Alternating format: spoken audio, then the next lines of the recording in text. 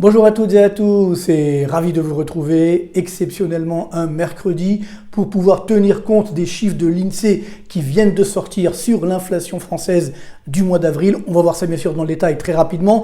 Et puis plus globalement, cette vidéo va concerner l'évolution de l'économie française et surtout le comparatif par rapport à nos grands compétiteurs, va-t-on dire, notamment bien sûr les États-Unis, le Royaume-Uni, les pays de la zone euro. C'est vrai qu'on entend souvent en ce moment, la France, c'est formidable, tout va bien, ce sont les Jeux Olympiques, ça va doper la croissance, on a déjà une économie qui est très flamboyante avec une baisse de l'inflation, donc tout va bien dans le meilleur des mondes. Est-ce que c'est vrai tout ça? Pas forcément. On va voir ça bien sûr dans le détail en toute objectivité, d'où ce titre France, zone euro, États-Unis, Royaume-Uni, qui perd, qui gagne. Et il y aura des surprises avec des graphiques que je ne vous ai jamais montrés, assez incroyables, des chiffres notamment sur le PIB par habitant en France, son évolution par rapport notamment à la dette publique, c'est assez incroyable. Donc je préfère vous prévenir un petit peu, mais c'est vrai que ça va être très intéressant de voir ça. Et bien sûr, comme d'habitude, on terminera avec une bonne nouvelle, parce que c'est la coutume, et puis on a besoin bien sûr de bonnes nouvelles, mais surtout, il faut être optimiste, mais parallèlement réaliste, c'est le but de notre chaîne. Merci encore pour votre fidélité. On sera bientôt 150 000 abonnés, on est à 1000 abonnés près, donc des 150 000, c'est vraiment formidable. Continuez bien sûr de liker, de mettre des pouces vers le haut si vous aimez bien sûr la vidéo, de vous abonner, de faire abonner, de vous abonner premium bien entendu. D'ailleurs, je lance un appel pour effectivement tous les abonnés, notamment premium, et puis les autres aussi. Posez-moi vos questions et la semaine prochaine, je ferai une vidéo exclusivement destinée à répondre à vos questions. Voilà, on en reparlera, mais tout de suite, on commence donc avec le programme qui est chargé et notamment avec l'inflation française qui vient de sortir donc sur le mois d'avril. C'est confirmé, les prix ont bien augmenté de 0,5% aux normes INSEE et 0,6% uniquement sur le mois d'avril, ce qui veut dire qu'au cours des 3 derniers mois, regardez bien, on a une augmentation de 1,8% des prix à la consommation. C'est vrai que c'est assez incroyable, on nous avait promis une baisse des prix, pas du tout, regardez bien cette courbe rouge, c'est en train d'augmenter très nettement. Alors bien sûr, l'inflation baisse, là, elle se stabilise, elle est à 2,4% aux normes européennes, 2,2% aux normes françaises. Alors, je rappelle encore une fois que l'inflation, c'est la variation annuelle des prix. Donc, on compare les prix du mois d'avril 2024 par rapport au mois d'avril 2023. Donc, si mécaniquement, les prix en avril 2024 augmentent moins vite qu'en avril 2023, eh bien, le glissement annuel, donc la variation annuelle, a tendance à baisser. C'est ce qui fait cette anomalie apparente, qu'on a donc un glissement annuel des prix, donc l'inflation qui baisse, mais les prix qui continuent d'augmenter. Simplement, ils augmentent moins, heureusement d'ailleurs, que par rapport à 2022 ou encore 2023. Mais comme on le sait, le problème, c'est que, ces prix restent très élevés et par rapport à ce qu'on nous avait promis, entre guillemets, que ce soit les dirigeants français, les grands réseaux de distribution, les disant ça y est, c'est bon, ça baisse partout, etc., ça va être formidable. Eh bien, ce n'est pas le cas. Excusez-moi l'expression, nous nous sommes fait bien arnaquer. Vous l'avez déjà d'ailleurs dit ici même, mais ce ne fait que conforter notre point de vue. Et surtout, quand on voit le détail des chiffres de l'INSEE sur le mois d'avril, on va comprendre. Vous savez, je donne souvent l'image en disant l'inflation, c'est comme la pâte dentifrice. Une fois qu'elle est sortie du tube, on ne peut pas la remettre. Eh bien, c'est exactement ce qui est en train de se passer, c'est-à-dire que l'inflation est en train de se généraliser. D'abord, on a eu bien sûr les biens énergétiques, les biens alimentaires, et là on va voir notamment les services, c'est assez incroyable. Voici aujourd'hui la cartographie de l'inflation française, là où les prix augmentent le plus en France. Le numéro 1, c'est toujours en biens alimentaires, c'est l'huile d'olive, 32,3%. Alors, il y a des effets conjoncturels, mais tout de même, quand on dit qu'il n'y a pas d'inflation, donc 32,3% d'inflation pour l'huile d'olive aujourd'hui, c'est le produit le plus d'inflation aujourd'hui en France. Après, regardez bien, oui, forfait touristique, est-ce qu'il y a un effet Jeux Olympiques? On ne sait pas, mais toujours est-il que ça augmente de plus de 20%. Électricité, là aussi, encore 19% d'augmentation. Et regardez bien, ça se généralise. Les services du courrier, tiens, je pensais que c'était pas cher structurellement, eh bien non, 11,2% d'augmentation. Services récréatifs et sportifs, peut-être aussi un effet Jeux Olympiques. Vous voyez qu'il n'y a pas que des effets positifs, si c'est sur le marketing, 11% de hausse. Assurance transport, vous voyez que ça est en train de se généraliser, quasiment 10% d'augmentation. On a bien sûr toujours des biens alimentaires, les pommes de terre, plus de 9% d'augmentation. Les cigarettes, bon, pour les fumeurs, plus de 9% d'inflation, ça donne envie d'arrêter de fumer pour ceux qui fument, certainement. Assurance santé, 8,7%, encore une fois, ce sont des services, donc des services qu'on doit payer, bien sûr. L'assurance, on est obligé de la payer, mais ça augmente très fortement. Alors évidemment, transport aérien, j'ai encore pris l'avion la semaine dernière pour faire Paris-Nice, 8,6% d'augmentation, des prix complètement fous. Assurance habitation, 7,8%. Abonnement audiovisuel, ça c'est intéressant, parce que vous vous souvenez, c'était en train de baisser, et là, pendant un effet de rattrapage, 7,3%. Le cacao et le chocolat, malgré la baisse des cours internationaux, il y avait eu, vous savez, une sorte de flambée spéculative, ça avait explosé, maintenant c'est en train de baisser, mais toujours 6,7% d'inflation. Transport par train, on nous dit prenez le train, c'est bien, mais regardez, 6,6% d'augmentation. Les légumes surgelés, toujours 6,4%, jus de fruits, 5,5%, voilà, réparation d'appareils ménagers. Quel rapport avec effectivement l'inflation au sens large? Maintenant 5,5%, ça se généralise. Réparation des véhicules, c'est déjà très cher, mais ça continue d'augmenter. Alors, où est-ce que les prix baissent pour l'instant? Il y a notamment les ordinateurs personnels, ce qui est bien, 7,7%, on n'achète pas un ordinateur tous les jours, et puis le gaz, il y a un effet de rattrapage, 11,8% de baisse. Donc voilà, l'image encore une fois de l'inflation, elle est bien toujours là, et les prix ne baissent pas, ils continuent d'augmenter.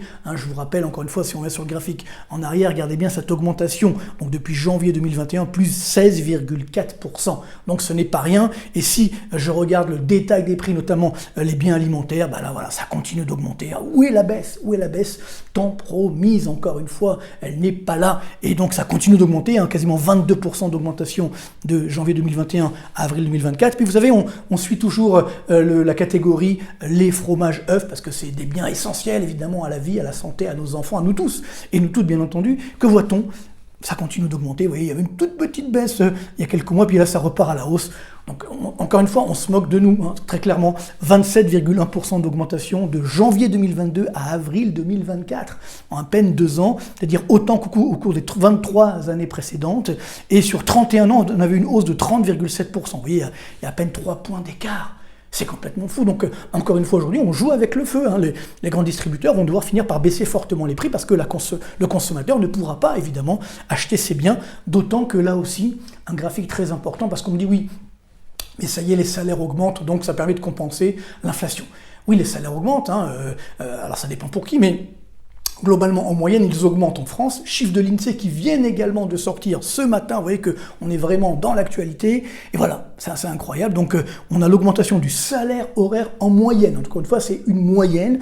Donc, depuis 2021, on voit cette augmentation. On est sur 10,1% de hausse. C'est pas mal, mais attention, donc c'est beaucoup moins que l'inflation, 14,8%, ce sont en données trimestrielles, donc trimestre après trimestre, et donc c'est toujours évidemment la variation, encore une fois je reviens, 10,1 sur les salaires, 14,8 sur les prix, et sur le bien de l'alimentation, 21,5%, les biens du quotidien. Voilà pourquoi quand on va faire ses courses pour acheter les biens alimentaires, on se dit il y a un problème, parce qu'évidemment les salaires n'augmentent pas à l'aune de l'explosion des prix à la consommation. Voilà la réalité de l'inflation aujourd'hui en France, donc on a bien un problème, malgré les boucliers tarifaires, ce que vous voulez, etc., les promesses, eh bien ça n'a pas été tenu. Il faut que, encore une fois, notamment, je dirais, les grands réseaux de distribution réduisent à la baisse leurs prix, sinon il y a un risque social et sociétal. Et quand on me dit qu'en France c'est moins cher qu'ailleurs, là aussi on va se comparer à 2 pays qui n'ont pas fait de bouclier tarifaire, notamment l'Espagne et la Belgique. Et voilà, depuis 2022, l'augmentation des prix en France, 12,7%. Chiffre encore une fois harmonisé par Eurostat, donc harmonisation européenne, et Espagne 12,1%, bon, c'est un peu moins quand même, et Belgique 11,8%. Donc voilà, aujourd'hui le problème c'est que nous avons effectivement cette inflation qui est aussi l'une des plus élevées malheureusement d'Europe, elle est chez nous, et sans vouloir casser l'ambiance, c'est vrai qu'on a une petite baisse des cours des matières premières depuis quelques jours, notamment on l'a vu sur certains biens alimentaires type le cacao, bon le pétrole il se stabilise, mais si on voit tous les biens, donc ce qu'on appelle l'indice CRB des matières premières, vous voyez ça baissote un petit peu, mais c'est toujours sur une hausse de quasiment 12% depuis le début de l'année, donc on reste bien sur des niveaux extrêmement élevés, c'est pas aussi élevé qu'en 2022, mais ça aussi ce n'est pas encore dans notre assiette, entre guillemets, ce n'est pas encore sur les prix à la consommation, puisqu'il va y avoir l'augmentation des prix des matières premières, après les prix à la production, après les distributions, etc., les distributeurs, et puis bien sûr les prix à la consommation. Donc malheureusement, l'inflation va rester élevée, au contraire de ce que veulent dire les dirigeants européens, les dirigeants du monde, ça fait déjà des mois qu'ils nous disent que ça va baisser,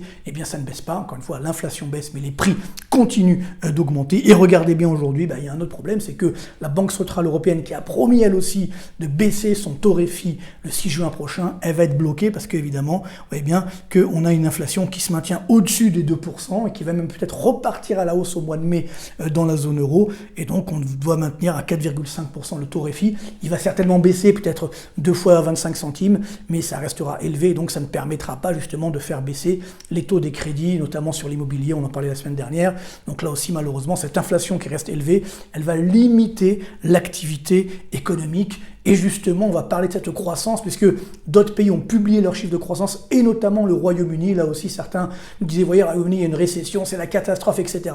Eh bien, le Royaume-Uni est en train de se rattraper. Voilà les chiffres donc pour le premier trimestre 2024 sur la variation du PIB, bien sûr, hors inflation. Pour l'instant, on a toujours donc leader Portugal et Espagne. On a l'Irlande à plus 1,1, mais je ne l'ai pas mis parce que le trimestre précédent, ça avait baissé, donc c'est un petit peu particulier. Portugal, Espagne, plus 0,7. Royaume-Uni, donc c'est vrai que le Royaume-Uni sort de la récession, mais avec panache, 0,6% de croissance sur un seul trimestre. États-Unis, 0,4%. Zone euro, Italie, Belgique, 0,3%. France, Allemagne, 0,2%. Vous voyez qu'il n'y a pas de quoi s'enorgueillir. Croissance française, il y a un petit peu de croissance, mais elle reste extrêmement faible et l'une des plus faibles de la zone euro. Et si justement on se compare sur plus longue période, notamment par rapport à nos amis allemands et anglais. Alors la bonne nouvelle, c'est qu'on fait mieux que les Allemands. Hein. Si on regarde la variation du PIB depuis 2015, évidemment toujours hors inflation. Donc nous, les Français, on a fait 9,9% de hausse. C'est la courbe bleue ici. Les Allemands ont fait 9%, mais les Anglais, les Royaumes-Unis, plus 11%. Donc vous comprenez bien que malgré le Brexit, finalement, eh bien, on n'a pas eu cette situation cataclysmique que certains annonçaient pour le Royaume-Uni. Par contre, nous, on fait moins de croissance qu'outre-Manche. Et si on regarde sur longue période, alors là, mauvaise surprise, hein, les chiffres du FMI notamment viennent d'être harmonisés. Donc depuis 2000, eh bien là, ça fait mal puisque Royaume-Uni, donc malgré bien sûr les récessions, etc., hein, là, le corona et autres, 42,1% d'augmentation du PIB britannique, 32,4% pour la zone euro, et ça c'est anormal, parce qu'habituellement nous on faisait mieux que la zone euro. Eh bien non, sur longue période, vous voyez, on fait moins bien que la zone euro. Bon, c'est pas énorme, mais tout de même 32,2% d'augmentation, encore une fois, hors inflation. Donc la France, malheureusement, fait moins bien que le Royaume-Uni, moins bien que la zone euro sur longue période, et malheureusement ça ne va pas s'arranger, puisque si on regarde les indicateurs des directeurs d'achat qu'on suit, vous savez, au mois le mois, indicateurs composites, là on voit le niveau des Anglais, on est au-dessus donc des 54, alors que nous on est tout juste au-dessus des 50, vous connaissez donc cette enquête. En deçà, c'est la baisse de l'activité. Au-dessus, c'est la croissance de l'activité.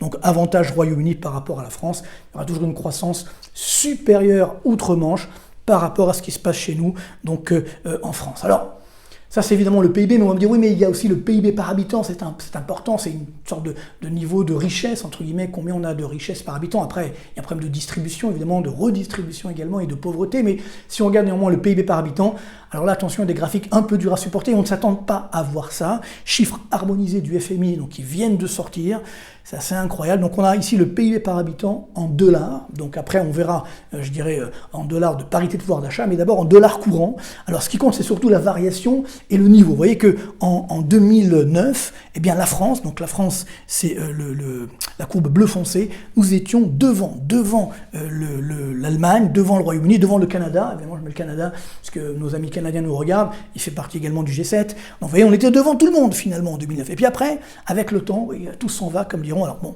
il y avait bien sûr les États-Unis devant, on va y revenir, mais toujours est-il que nous étions devant les trois autres pays, et malheureusement, vous voyez, avec le temps, nous sommes devenus derniers. C'est-à-dire qu'aujourd'hui, on est sur un niveau à peine plus de 45 000 $ par habitant, on verra tout à l'heure en euros, mais néanmoins, nous sommes derrière le Royaume-Uni, derrière l'Allemagne, derrière le Canada, évidemment très très loin des États-Unis, mais regardez bien le comparatif France-États-Unis. Donc en 2009, les Américains étaient 9% au-dessus de nous en termes de PIB par habitant. Bon.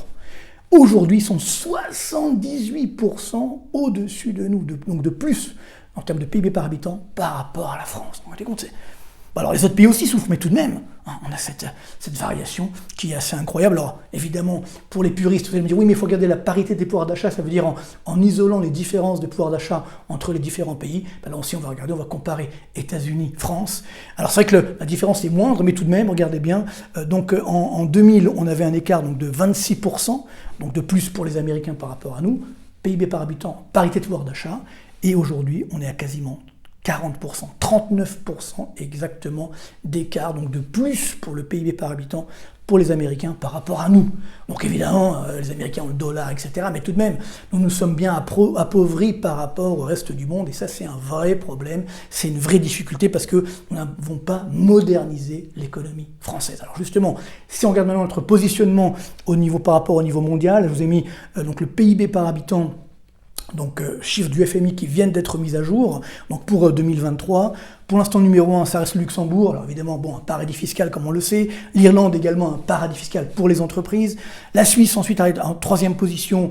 Là c'est évidemment le secret bancaire, etc. Plus un petit paradis fiscal. Bon, en fait, c'est quoi un paradis fiscal? Il y a des paradis fiscaux parce qu'il y a des enfers fiscaux. Donc comme nous, en France, on est numéro 1 du monde de la fiscalité, tous les autres pays par rapport à nous sont des paradis fiscaux, si vous voulez. Donc c'est pas compliqué. Mais donc voilà, toujours est-il que donc Luxembourg, Irlande, Suisse. Numéro 6, les États-Unis, ils ont gagné une place par rapport à la précédente estimation. Nos amis belges qui nous regardent, je les salue, 17e. Donc vous avez à côté les chiffres en dollars, bien entendu, par habitant. Le Canada, 18e. L'Allemagne, 19e. Royaume-Uni, 23e. Où est la France? Mais voilà, nous sommes 25e, malheureusement. Alors il y a pire que nous, bien sûr. Le Japon, qui a pas mal dégringolé. La Russie, 68e. C'est en train de s'améliorer néanmoins. La Chine, 74e. Le Brésil, 82e. Afrique du Sud, 104e. Inde, 144e. Vous voyez qu'en termes de PIB par habitant, là, on a encore beaucoup de boulot à faire. Et le dernier, 191, c'est le Burundi. Alors, si on regarde ces évolutions par rapport à 90, donc là, on a le classement 2023. Où étions-nous en 90? Et c'est là où, évidemment, ça va nous faire de la peine, notamment à nous, les Français. Donc, si je regarde Luxembourg, ils étaient 2e en 90, ils n'ont pas tellement bougé. L'Irlande était 23e. Alors là, par contre, on voit le progrès réalisé notamment grâce à la baisse de l'impôt sur les sociétés. On peut le comprendre. La Suisse était première, donc elle passait 3e. Et les Américains étaient 10e, ils ont amélioré leur positionnement, ils sont devenus 6e. Donc là aussi, on a un problème d'activité économique par rapport aux États-Unis, où eux, finalement, malgré que ce soit un pays développé, ils arrivent à gagner des places. Même la Belgique, donc était 19e, elle a gagné 2 places. Le Canada, il a perdu quelques places, 4 places, 14e, 18e. Allemagne, 18e, 19e, quasiment la même place. Le Royaume-Uni était 15e, donc il a perdu du terrain, 23e. Et surtout, regardez bien, la France, nous étions 11e du monde en termes de PIB par habitant. En 1990, nous sommes aujourd'hui 25e. Donc là, en termes de classement, puisqu'on est bientôt aux Jeux Olympiques, et on est très très loin évidemment de la médaille. Alors le Japon qui était 8e, on voit la dégringolade, ce que coûte la déflation, ça a coûté extrêmement cher au Japon. La Russie qui était 130e est passée à la 168e place, donc comme on l'a vu. La Chinoise de 138 à 74, ils sont encore loin, mais néanmoins ils ont gagné pas mal de terrain. Alors on voit le Brésil par exemple, ça s'est dégradé, mais malheureusement pas forcément des bonnes politiques qui ont été menées. 54 donc à 82. Afrique du Sud pareil, 51e place à 104e place. L'Inde 135 à 144, ça bouge pas tellement parce qu'il y a eu d'autres pays qui ont été créés également depuis 90, donc tous ces écarts. Et le Burundi, il était 146e, 191e. Donc ce qui veut bien dire que la France, malheureusement, a perdu du terrain. Alors maintenant, attention. Là, je vous ai fait des calculs avec l'aide du FMI. J'ai pris les chiffres du FMI tout simplement parce que c'est des chiffres officiels et sur lesquels on peut comparer. J'ai également pris les chiffres de l'INSEE et on va voir l'évolution justement de la France en termes de dette publique, parce que cette dégradation, finalement, s'est faite malgré l'explosion de la dette publique. Alors regardez bien, de 2007 à 2023. Pourquoi 2007? Parce que c'était l'année de la rupture, comme on nous l'avait annoncé. On avait dit tout va changer, et on voit que ça n'a pas tellement changé. Après, évidemment, il y a eu donc 2 crises, 2008, 2020, et malheureusement, la situation a empiré. Regardez bien. Dette publique française, donc comme vous le savez, on est à 3101,2 milliards d'euros fin 2023, une augmentation donc de quasiment 160%. Maintenant, la dette publique par habitant, on n'en parle pas assez, mais ça c'est important, 124,5% d'augmentation. Nous avons aujourd'hui tous 45 510 euros de dette publique par Français. Ce n'est évidemment pas rien. Et parallèlement, dette publique par rapport au PIB, 46 points d'augmentation. On est donc à 110,6, ça a un peu baissé, mais ça va repartir à la hausse. Et le problème, c'est quoi? C'est que malgré tout ça, malgré cette gabegie de dette publique, cette explosion de dette publique, voilà la variation du PIB en valeur. Donc PIB, ça veut dire la richesse qu'on crée, augmentée de l'inflation. Seulement 44,4%, 2803 milliards d'euros en 2023, seulement 44%. 160, 44,4. Alors, PIB par habitant, c'est encore pire, en valeur là aussi, augmenté de l'inflation. 35,4, regardez bien les comparatifs. Dette publique par habitant augmente de 124,5% et mon PIB par habitant de seulement 35,4%, 42 531 euros, chiffre du FMI et chiffre d'Eurostat qui sont validés, même par l'INSEE, donc j'ai vraiment fait les vérifications. C'est assez incroyable. On ne peut pas accepter ça. Donc il y a bien un problème de fonctionnement structurel de notre économie. J'ai souvent annoncé les mesures, bien sûr, dans d'autres vidéos, je n'y reviens pas, pour sauver évidemment la France, mais comme on ne les prend pas, ces mesures, évidemment, ça empire d'année en année. Et si on se compare à nos amis allemands, voilà les mêmes chiffres. La France, l'Allemagne. J'ai fait bleu, blanc, rouge quand même, parce que bon, il faut se réconforter comme on peut. Dette publique, donc 160% pour la France, Allemagne, 65,2% d'augmentation. Vous voyez la différence, hein, il y a quasiment 100 points d'écart, c'est quelque chose de fou, si vous voulez. Hein. Dette publique par habitant, 124, les Allemands, 58,3. Vous voyez, ça change. Hein. On a plus de 45 500 €, les Allemands, 31 300 € de dette publique par habitant. Et oui, ça fait mal. Dette publique sur PIB, nous, plus 46 points, les Allemands, tenez-vous bien, moins 2,5 points. Ils ont moins de dette publique par rapport au PIB aujourd'hui qu'en 2007. Et si on regarde la variation du PIB en valeur, voilà le problème. C'est que nous, on a fait 44,4, les Allemands ont fait 64,9. 20 points d'écart. Voilà le problème, c'est qu'à la rigueur, vous voyez, leur PIB a augmenté autant que leur dette, donc ça passe. Mais nous, ça ne passe plus, ce n'est pas supportable, bien entendu. PIB par habitant, 35,4% d'augmentation en France, 58% en Allemagne. Donc on voit bien le problème que nous avons, c'est-à-dire qu'on n'arrive plus à avoir une économie féconde en création de richesse. Et parallèlement, évidemment, on a fait cette erreur stratégique de désindustrialisation. Alors on me dit maintenant on va réindustrialiser.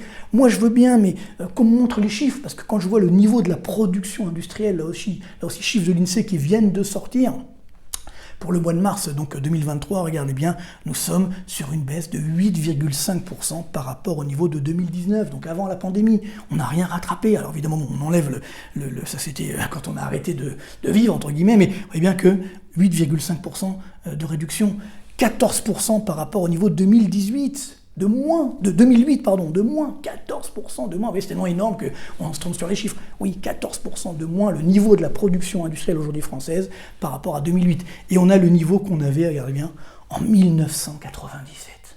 Donc on a bien un problème technique, si vous voulez, il faut arrêter. C'est pas faire du French bashing que de dire ça, c'est simplement la réalité, le réalisme.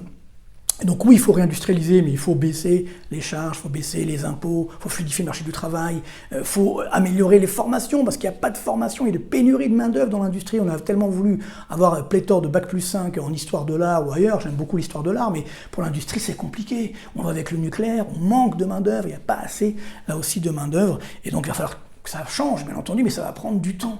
Et donc, le marketing, c'est bien, mais les actes, c'est beaucoup mieux. Et parallèlement, on me dit, oui, le taux d'emploi augmente. Alors là, c'est une nouvelle tarte à la crème.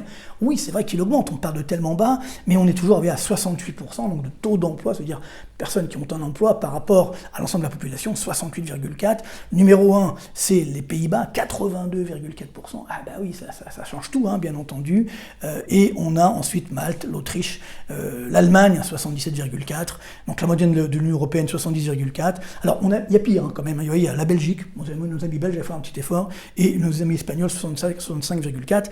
Mais là aussi, on a ce problème structurel d'emploi. Et en plus, les emplois qu'on a créés dernièrement sont un petit peu bizarres parce que on a créé beaucoup trop d'emplois entre guillemets, un petit peu artificiels, par rapport au PIB. Et donc si vous créez trop d'emplois par rapport à la richesse que vous créez, c'est un ratio qu'on appelle la productivité.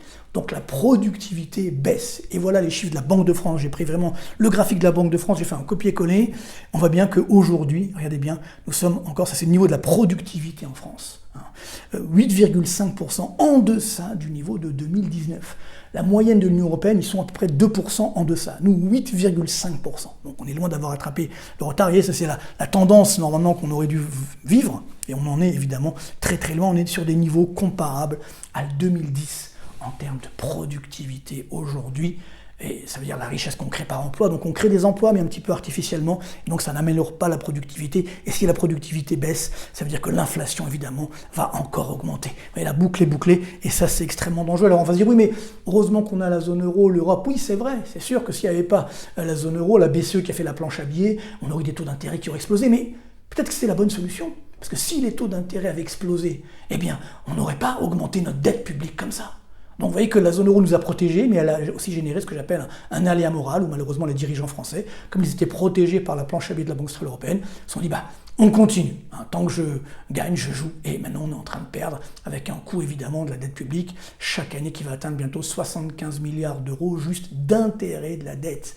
Ça, c'est évidemment extrêmement coûteux. Alors, justement, si je termine avec le comparatif, pour terminer sur la croissance États-Unis, zone euro, on voit que malheureusement, les États-Unis, donc c'est la croissance, c'est la courbe rouge, la courbe bleue, c'est la zone euro. Et que les Américains sont structurellement, malheureusement, devant nous. Il y a juste quelques rares périodes, par exemple ici en 2021, quand la Fed avait monté les taux d'intérêt, et surtout en 2022 par rapport avant nous. Donc, mais sur longue période, regardez bien, depuis 1995, il n'y a pas photo. Variation du PIB américain, variation donc du PIB américain hors inflation, 101,1%. Variation du PIB de la zone euro, évidemment toujours hors inflation, 51,3%. 50 points d'écart. Voilà, on a tout compris. Donc la zone euro, qui devait être une terre de croissance forte, malheureusement ne l'a pas été, parce qu'il y a trop d'agilité, trop de réglementation, et on n'a pas cette dynamique, effectivement, de croissance. Alors, ce qui veut dire que malheureusement, ça va continuer, on risque de rester à la traîne de la croissance mondiale et de l'économie mondiale, en particulier donc la zone euro, et nous, malheureusement, on l'a vu, les Français, parce qu'on fait encore moins de croissance que la zone euro. Alors, quelle est la bonne nouvelle pour terminer? On a tous entendu parler cette semaine. C'est évidemment là aussi une tarte à la crème. Choose France. Oui, c'est formidable. On aurait pu dire ça en français, pourquoi pas, mais bon, c'est bien de choisir la France, c'est formidable. Donc on nous a fait tout, un effet marketing pour 56 projets, 15 milliards d'euros de promesses d'investissement. Attendez, ils ne sont pas encore là. Donc il y a Microsoft qui a annoncé 4 milliards. En fait, ils devaient déjà les faire, mais bon, finalement, ça a été annoncé juste pour l'événement. 1,2 milliard donc par Amazon, c'est un record, mais 15 milliards par rapport à 75 milliards de charges d'intérêt de la dette.